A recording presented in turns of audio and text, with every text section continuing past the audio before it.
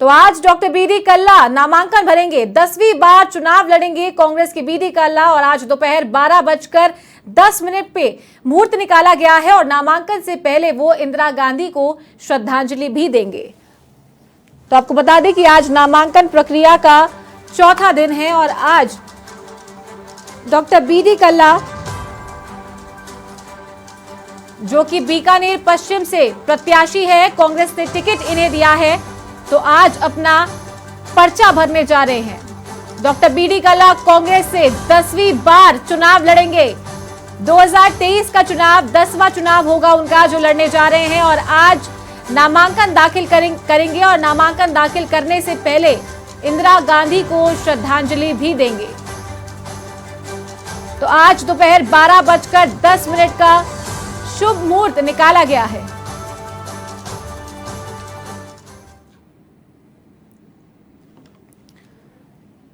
तो आपको बता दें कि आज मुख्यमंत्री अशोक गहलोत नामांकन प्रक्रियाओं में शामिल होंगे, जनसभाओं को संबोधित भी करेंगे। तो आज चौथा दिन है नामांकन प्रक्रिया का और बीडी कल्ला बीकानेर पश्चिम से प्रत्याशी आज नामांकन दाखिल करेंगे।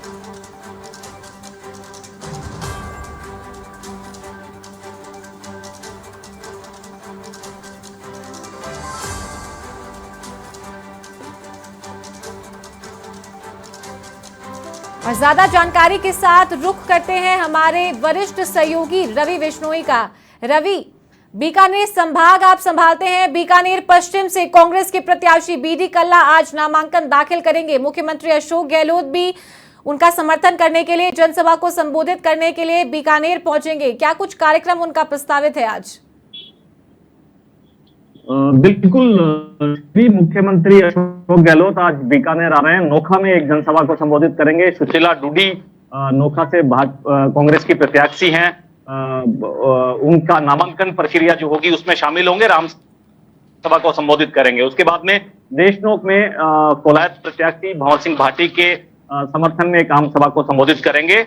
और इसी बीच डॉक्टर बीडी कल्ला बीकानेर से लगातार 10वीं बार चुनाव लड़ने जा रहे हैं और आज वो अपना नामांकन दाखिल करेंगे।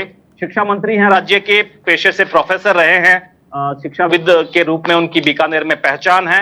और आप अंदाजा लगाइए 10वीं बार वो पर्चा भर रहे हैं तो कितने अनुभव हैं उनको चुनाव लड़ने के। और एक बार फिर से कांग्रेस ने उनको अपना प्रत्याशी बनाया है बीकानेर पश्चिम से। इस बार उन्हें जबरदस्त टक्कर यहां से मिलने वाली है। भारतीय जनता पार्टी के जेठानंद व्यास, हिंदुवादी चेहरा, सामने आए हैं और सीधा मुकाबला पश्चिम में बीडी कल्ला और भारतीय जनता पार्टी के जेठानंद व्यास के सामने होगा।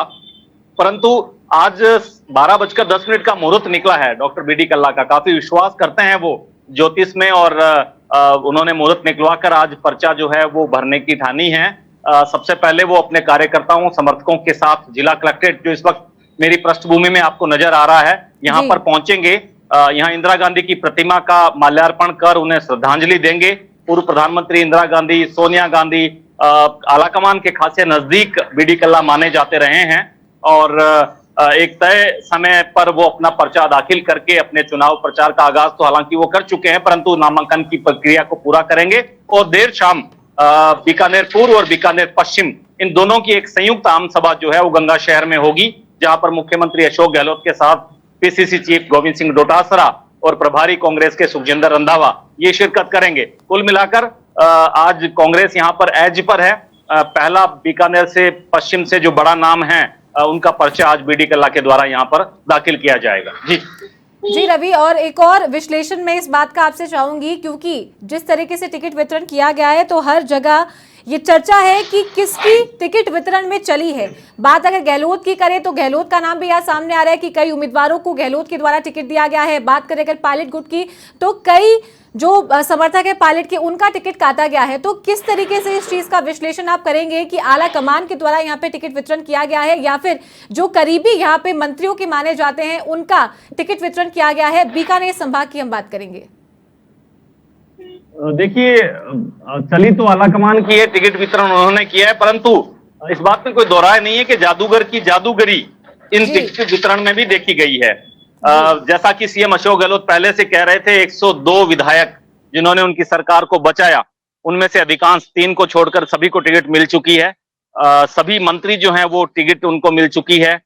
बीकानेर संभाग की बात करें तो ऐसा कोई भी कांग्रेस का प्रत्याशी यहाँ पर नहीं बचा जो मुख्यमंत्री अशोक गहलोत के गुट का हो और उसे टिकट ना मिली हो। लगभग तीनों मंत्री जो बीकानेर जिले से आते हैं, ऊर्जा मंत्री भंवर सिंह भाटी, शिक्षा मंत्री बीडी कल्ला, आपदा राहत मंत्री गोविंद राम मेघवाल, इन तीनों की टिकट जो है वो रिपीट हो चुकी है और तीनों अपने अपने इलाके में प्रचार प्रसार में जुट गए हैं। तो साथ ही अगर अन्य सीटों की बात करें तो देखिए राजेंद्र मूंड को टिकट मिली है लूनकरण से, जो नया चेहरा है, परंतु कहीं न कहीं एआईसीसी के नजदीकी रहे हैं, पीसीसी के महासचिव हैं, मुख्यमंत्री अशोक गहलोत से भी उनकी नजदीकी है, तो लूनकरण सर का समीकरण ऐसे साधा गया है।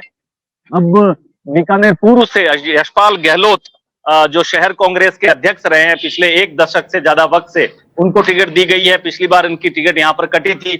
तो आपका जो सवाल था चली किसकी है, तो निश्चित रूप से अभी तो जादूगर की जादूगरी ही चलती हुई नजर आ रही है और ये वोटों में तब्दील होकर किस तरह से प्रत्याशी यहाँ पर जीत पाते हैं और मुख्यमंत्री अशोक गहलोत और कांग्रेस आलाकमान ने जो भरोसा इन पर किया है उस पर कितना खरा उतरते हैं, ये आने वाली 3 दिसंबर को मालूम चलेगा। जी सर।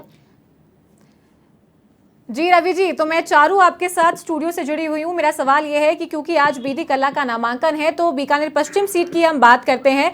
यहाँ उनके सामने भाजपा के प्रत्याशी जेठानंद व्यास हैं, एक हिंदूवादी चेहरा है। कितना कड़ी मुकाबले की टक्कर आप यहाँ पर देखेंगे, क्योंकि कांग्रेस की भी मजबूत दावेदार है बीडी कल्ला। 10वीं बार 2023 में वो चुनाव लड़ने के लिए जा रहे हैं।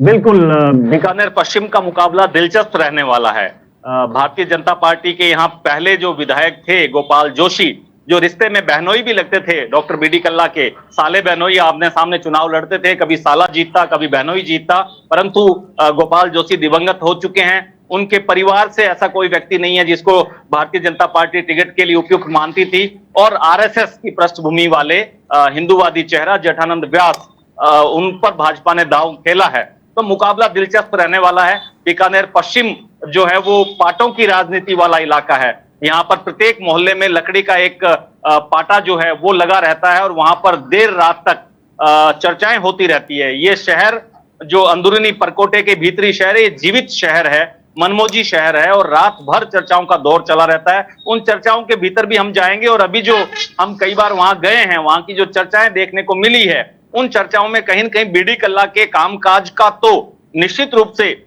जिक्र किया जा रहा है कि पिछले 5 साल में बीडी कल्ला ने बहुत से ऐसे काम किए हैं जो अब तक बीकानेर में नहीं हुए थे, परंतु कई ऐसे काम भी है जो बीडी कल्ला जब पावर में आए हैं, इतने बड़े ओहदे पर रहे हैं, वो होने चाहिए थे, वो नहीं हो पाए। अब रही बात भारतीय जनता पार्टी के कैंडिडेट के आने के बाद की, तो निश्चित रूप से एक दिलचस्प मुकाबला आने वाले दिनों में देखने को मिलेगा।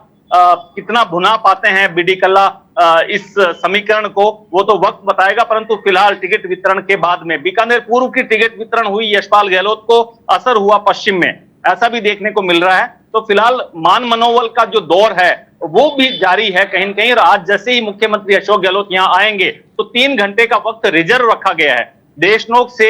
जब वो बीकानेर आएंगे और बीकानेर से आम सभा संबोधित करेंगे, उससे पहले उनसे 2.5 से 3 घंटे का समय जी।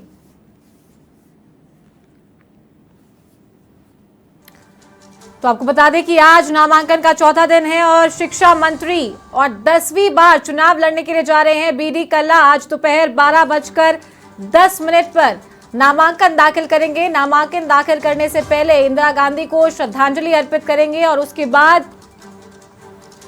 उपखंड कार्यालय पहुंचकर नामांकन दाखिल करेंगे। और उनका समर्थन करने के लिए, जनसभा में शामिल होने के लिए मुख्यमंत्री अशोक गहलोत भी यहां पहुंचेंगे और जनसभा को संबोधित करेंगे। तो बीकानेर पश्चिम से डॉक्टर बुलाकी दास कल्ला आज पर्चा भरने जा रहे हैं। बड़ी बात आपको बता दें, 10वीं बार चुनाव लड़ेंगे आज बीडी कल्ला और कांग्रेस ने भरोसा जताते हुए टिकट दिया है बीकानेर पश्चिम से और इनके सामने भाजपा ने जेठानंद व्यास को चुनावी रण में उतारा है। तो मुकाबला यहां पर दिलचस्प देखने वाला होगा।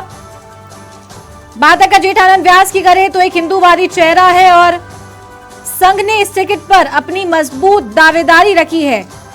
तो वहीं कांग्रेस से 6 बार की विधायक और शिक्षा मंत्री बीडी कल्ला पर भरोसा कांग्रेस ने जताया है। कांग्रेस के प्रदेश अध्यक्ष भी रह चुके हैं, 50 साल से चुनावी राजनीति में सक्रिय हैं।